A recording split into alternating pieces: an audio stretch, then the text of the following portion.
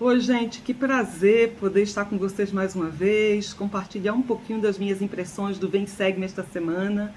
E eu vou te contar que eu fiquei muito impressionada e muito feliz quando eu fui lendo e eu vi algumas dessas sessões que a gente vai ver destinadas a pessoas, a sessões muito particulares e a pessoas que tiveram uma grande influência e que foram de grande ajuda para Joseph nesse início tão difícil. E ao mesmo tempo, quando a gente pega a sessão 12, que ela é direcionada a um homem chamado Joseph Knight, a gente fica pensando, mas quem foi ele? Né? Ele era um homem que tinha 56 anos de idade, ele tinha ali uma granja, ele empregava pessoas, inclusive no passado Joseph trabalhou para ele, e ele disse que Joseph tinha sido o melhor trabalhador que ele já tinha tido. E que ele adquiriu confiança em Joseph nesse período que Joseph trabalhava para ele. E quando ele soube das visões, das placas de ouro, ele prontamente acreditou em Joseph. E ao acreditar, ele se tornou um colaborador. Então, ele ajudava Joseph materialmente, desde alimentos, de papel, para ajudar na tradução do livro. Ele foi uma pessoa extremamente importante, que Joseph descreveu como um homem íntegro, fiel, virtuoso, da melhor qualidade. E a gente fica pensando assim, né? Mas que privilégio. Imagina um profeta de Deus dizendo isso de você. Uma biografia assim, dizendo que você é super, é fiel, é dedicado, é virtuoso. Esse era Joseph Knight. Então eu fico muito feliz que, em meio a tanta perseguição, a tanta traição, Joseph, né, teve pessoas que esteve do lado dele e que pôde ajudar nessa obra, que pôde servir também com ele, que pôde ajudá-lo. Né? E isso mostra como o Senhor nunca vai nos deixar só. Ele sempre vai enviar alguém. Né? Ele trabalha por meio da instrumentalidade, através de pessoas que podem nos ajudar. E Joseph Knight, ele tem uma sessão em Doutrina e Convênios para ele. Essa sessão que às vezes parece até repetida, que parece muito com outras sessões, mas que nos ensina tanto. Ele tinha o desejo de servir nessa obra e é isso que o Senhor está dizendo para ele, né? Que uma obra maravilhosa está para se realizar entre os filhos dos homens. Está falando para ele, que ele atente às palavras dele, que se ele servir, né? Que se ele tem o desejo, que ele possa trazer a luz a esta obra, que ele possa ajudar a trazer à luz essa obra. O Senhor fala para ele alguns atributos, qualidades que ele precisa ter, como a humildade, como a fé, o amor, a temperança. E a gente fica pensando, essa sessão foi para Joseph Knight, mas serve para todos nós, como seguidores de Cristo, como aqueles que colocam a mão na massa e queremos servir, que a gente sirva com os melhores sentimentos, que a gente possa adquirir as melhores qualidades. E é exatamente isso que o Senhor faz para ele, diz para ele. Quando a gente vai para a sessão 13, a gente se depara com uma situação que é muito interessante, porque Joseph, ele está, junto com Oliver Cowdery, fazendo a tradução de Terceiro Nefe. Então eles chegam naquele momento, gente, eu fico imaginando a surpresa, essa história nova que vai se desenrolando, porque eles chegam lá em Terceiro Nefe e eles começam a ver, né, terremotos, destruição, né, pessoas morrendo, incêndios, a geografia da Terra mudando. Eles logo em seguida vão ver o quê? A terra de abundância, as pessoas reunidas, Cristo, né, a aparição de Cristo para eles, Cristo depois da sua ressurreição, Cristo ensinando, as pessoas indo lá e tocando as marcas um por um. Deve ter sido assim uma experiência fantástica de Joseph e Oliver, ter tido essa experiência. E à medida que eles vão traduzindo, eles vão aprendendo doutrina. E eles veem que Cristo vai lá, antes da sua ascensão, né, ele dá autoridade a alguns homens e ele ordena, né, ele dá esse poder de Deus que as pessoas deveriam ser batizadas para a remissão dos pecados. E é nesse momento que Joseph começa a pensar, poxa, mas eu não fui batizada ainda. O meu irmão também não foi.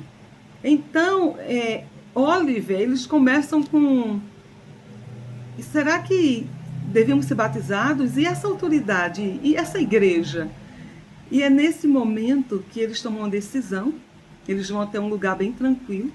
Dizem aqui que é nas margens do rio Susquehanna.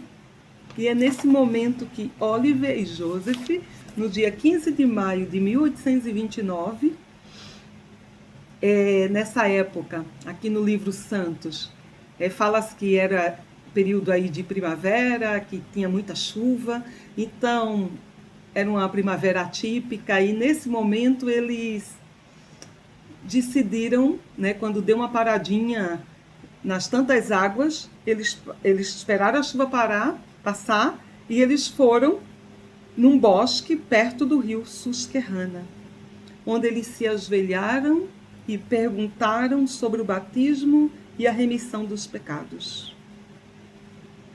E aí, enquanto oravam, eles escutaram a voz do Salvador que deu paz, e em seguida, um anjo aparece em uma nuvem de luz. E esse anjo se apresenta para eles. Aí na seção 13, gente, só um versículo, a seção 13, mas que poder tem essa seção? A vós, meus conservos. O que é conservos? É aquele que serve junto, é servir com outros. Então aquele anjo era um conservo. Joseph também era conservo, servia com Oliver. É você servir com outros, é você servir junto. A vós, meus conservos, em nome do Messias, eu confiro o sacerdócio de Arão, que possui as chaves do ministério dos anjos, do evangelho do arrependimento e do batismo por imersão para a remissão dos pecados. E ele nunca mais será retirado da terra, até que os filhos de Levi tornem a fazer em retidão uma oferta ao Senhor. Gente, olha isso. Eles tiveram a oportunidade de receber a visita de João Batista. O privilégio de ter João Batista dizendo: a vós, meus conservos, a vós que servis comigo, nós que servimos juntos nessa obra, que servimos uns com os outros. E ele diz, né, que ele vai conferir para eles o sacerdócio de Arão. E ele fala três coisas chaves desse sacerdócio, que possui o ministério dos anjos, as chaves, né, do batismo para o arrependimento, para a remissão dos pecados. Gente, e a chave do arrependimento e do batismo, né? São 3 chaves. E ele diz ainda que ele nunca mais será tirado da terra, até que os filhos de Levi... Quem eram os filhos de Levi? Eram aqueles que possuíam autoridade, que também possuíam o sacerdócio, quando a gente vai lá no Velho Testamento. E lembra que Zacarias também oficiava no templo? Ele era da mesma linhagem, João Batista dessa mesma linhagem. Então, até que os filhos de Levi, aqueles que oficiavam no templo, tornem a fazer em retidão uma oferta ao Senhor. Essa escritura é linda, né? Porque quantas são as ofertas que a gente faz ao Senhor e qual seria, né, em retidão essa oferta ao Senhor? Ela remete muito aos templos, ao que é feito no templo, porque é nos templos que estão os sacerdotes, os filhos de Levi, aqueles que estão servindo ao Senhor. Então, nesse momento, a gente vê que João Batista vai lá e dá as instruções todas. A gente tem muito mais detalhes dessa história quando a gente vai para o livro Santos. Está na página 60 e algo, deixa eu ver, 69, 67, mais ou menos, 67. Quando João Batista vai lá e diz: olha, eu vou dar o sacerdócio a vocês e vocês devem batizar um ao outro, né? E vocês devem... Olha só, ele diz assim, ó. Ele explicou sobre a função do sacerdócio que autorizava a realizar batismos, e ele ordenou que batizassem uns os outros, e foi dito que eles depois receberiam um poder adicional, que era o sacerdócio de Melquisedeque, onde eles poderiam aí conferir o dom do Espírito Santo. Então foi isso que eles fizeram. Joseph batizou Oliver primeiro, e depois Oliver batizou Joseph, ok? E em seguida eles começaram a profetizar. quando eles começaram a profetizar, eles falaram inclusive sobre o surgimento da igreja, que o Senhor havia prometido, que seria estabelecida entre eles. E aí, seguindo as instruções de João Batista, né, na verdade, aconteceu assim, gente, deixa eu retificar aqui. Seguindo as instruções de João Batista, eles voltaram para o bosque e ordenaram um ao outro ao sacerdócio arônico. E que privilégio, porque eles devem ter visto sobre esse sacerdócio à medida que eles avançavam na tradução do livro de Mórmon, à medida que eles tinham estudado a Bíblia, e agora eles têm esse poder, né? E eles podem aí, esse poder, ordenar um ao outro. Outro relato que eles falam nos Santos é que depois que eles tiveram a oportunidade de ser batizados, aquilo que antes parecia talvez obscuro ou que eles não tinham compreendido, parece que veio de uma clareza assim imensa. E todo o entendimento começou a vir na mente deles. Mas nesse período, a gente vê que houve um período aí de muita dificuldade, porque começou a haver uma perseguição outra vez em relação a Joseph. À medida que eles avançavam nesse trabalho, o poder do inimigo também avançava. E aí Oliver, que havia conhecido David Whitney, quando estava, né, como professor, e eles continuaram trocando correspondências durante esse período, escreveu para ele perguntando se a família não poderia recebê-los. E aí a família Whitney, que já era uma família numerosa, decidiu que poderia sim David ir com a carruagem buscar Joseph, Oliver e Emma, para que ficassem mais seguros nesse período aí de tradução, com as ameaças e perseguições constantes, né? Eles dizem, inclusive, que não fizeram nada contra eles, porque ainda tinha a família de Emma que ainda protegia, mas estava cada vez mais difícil. Então, quando o pai deles concordou e disse, tudo bem, você pode buscar, mas tem um porém, né? A gente tem que preparar a terra para o plantio, a gente vai ter que arar, e isso vai demorar 2 dias, você não pode ir imediatamente. Então eram muitos hectares de terra.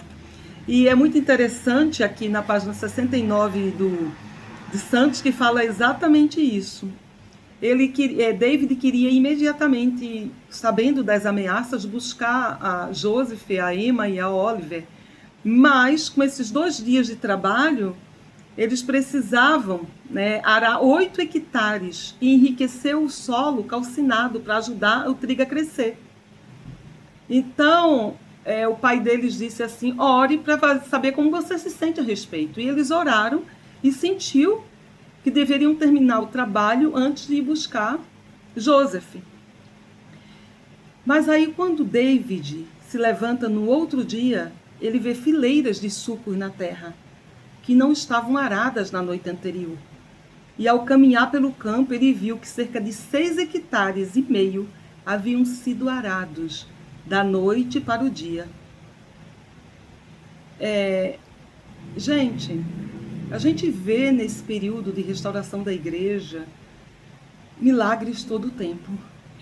Ele encontra praticamente todo o trabalho feito que demoraria 2 dias e que não tinha sido feito por ele.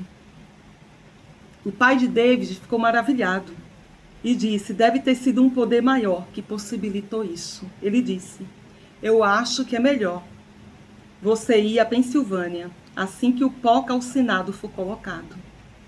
E aí eles continuaram terminando nesse trabalho e foram muitos os relatos de que só pode ter sido. Inclusive, uma das irmãs de David fala que viu homens trabalhando durante toda a noite, mas nenhum deles estava trabalhando à noite.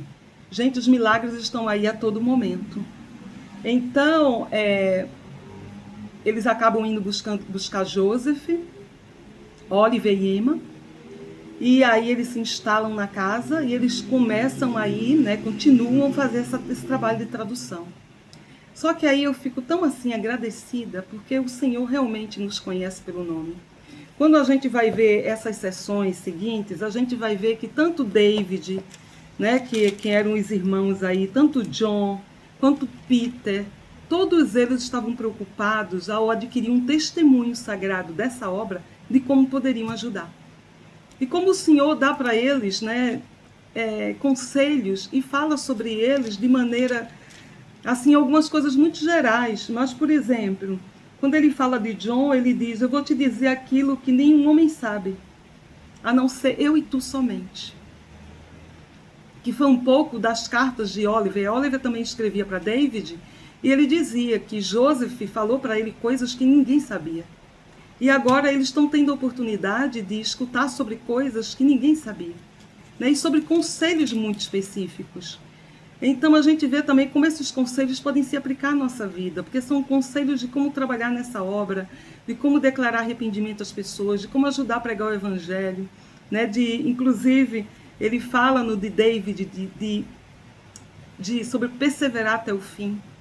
Então, que a gente possa realmente ter esses conselhos ao ler essas sessões, seria interessante. Vamos trocar o nome e pensar que o Senhor está falando para a gente. E aí o Senhor, ele tem esse cuidado, e esse cuidado tão particular, que eles vão para a fazenda dos Whitmer, né? E aí a Emma fica ajudando também na tradução, às vezes vai ajudar Oliver Calder e faz esse revezamento quando um cansa, a obra precisava ser acelerada, as pessoas estão empenhadas ali em fazer o máximo possível, mas a gente tem aí uma mulher, né, que é a mãe, a Mary Whitmer, e essa mulher que está com um fardo enorme sobre os seus ombros, porque ela tinha 8 filhos, entre 15 e 30 anos. Pensem isso, tem 8 filhos, tem mais ela e o marido. Então vamos pensar aí, 10 pessoas em uma casa. Aí ela tinha agora mais 3 convidados. 13 pessoas. E todo dia ela tinha que cozinhar, ela tinha que lavar. Todas as tarefas domésticas que são extremamente exaustivas. E ainda, num calor escaldante. Talvez um calor muito parecido com o que a gente está vivendo aí nesses últimos dias. Então ela tinha que lavar roupa, preparar a refeição. E ela estava extremamente cansada. Ela tinha pouco tempo para relaxar. Ela passava o dia inteiro de um lado para o outro. E aí ela sentia esse peso muito difícil. E aí, gente, é narrada aqui uma coisa linda, né? Que diz um dia, quando ela estava no celeiro, e onde as vacas eram ordenhadas, ela viu um homem de cabelo grisalho com uma bolsa pendurada no homem. Ela não conhecia aquele homem. Então a súbita aparição daquele homem assustou. Mas quando ele se aproximou, ele falou com ela com uma voz gentil e tranquila. Então ela se acalmou. E ele disse assim para ela: meu nome é Moroni. Ele disse: você está muito cansada com o trabalho extra que precisa realizar. Então ele tirou a bolsa dos ombros e Mari observou enquanto ele abria a bolsa. E ele disse o seguinte para Mari: você tem sido muito fiel e diligente em seus labores. Ele continuou: é apropriado, portanto, que receba um testemunho para que sua fé seja fortalecida. E foi nesse momento, gente, me emociono tanto com isso, porque a gente vê a importância, né, que o Senhor dá às mulheres. A gente pensa que às vezes o Senhor não está vendo o nosso trabalho, as nossas lutas.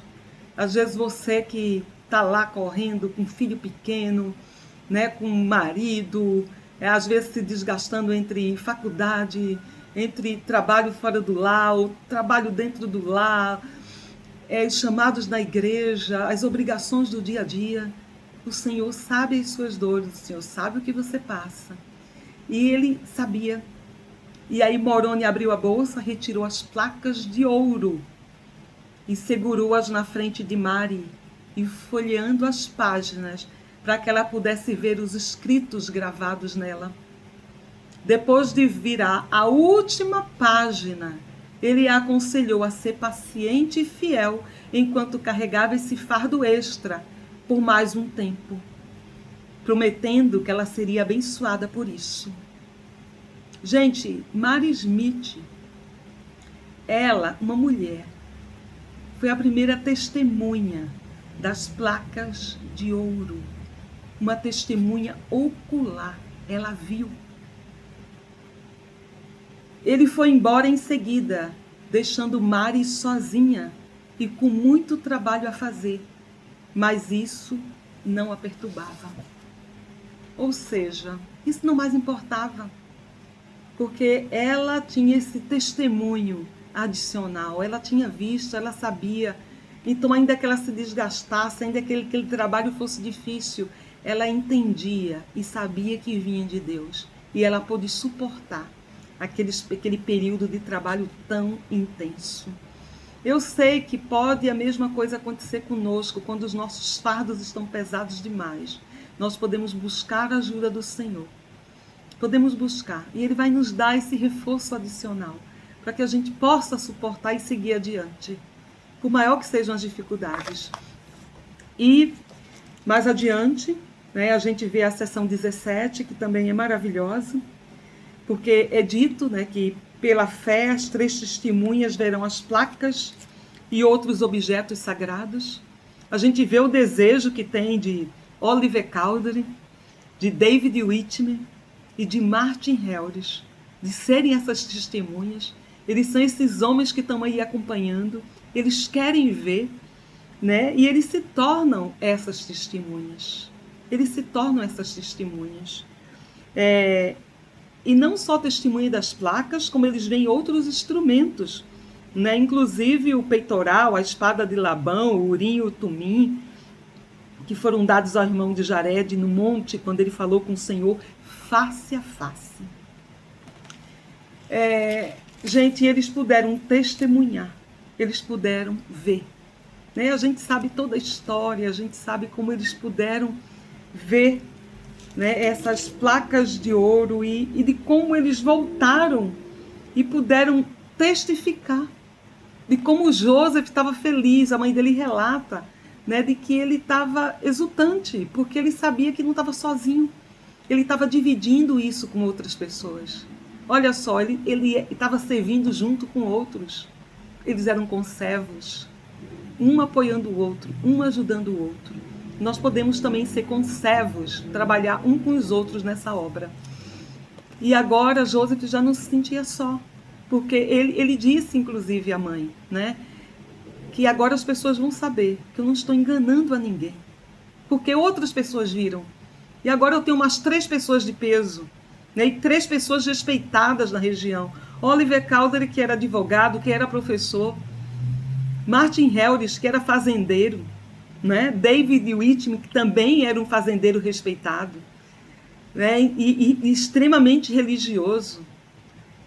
Então, gente, agora ele tinha com quem dividir. Eu sou extremamente grata, porque o Senhor sabe todas as coisas. Esses homens foram chamados para testificar, e eles cumpriram a sua missão. Eles se afastaram, foram excomungados. Eu fico pensando na sessão de David, quando o Senhor diz, persevera até o fim. Será que o Senhor sabia já qual seria o fim? Certamente sabia. Mas David tinha a possibilidade de escolher. Ele tinha um arbítrio para fazer suas escolhas. Mas esses homens, eles lutaram muito por essa causa. E eles foram dignos, nesse momento, de serem essas testemunhas. Eles assinaram esse testemunho que a gente encontra hoje no livro de Mórmon. E eles nunca negaram. Apesar das suas fraquezas humanas, apesar das suas falhas, eles testificaram até o fim. E a gente vê também as outras testemunhas, por exemplo, outros irmãos que entraram como parte dessas outras 8 testemunhas que tiveram oportunidade aí de visualizar, de pegar nessas placas de ouro. Sou imensamente grata por esse evangelho. Grata porque eu sei que o Senhor nos conhece.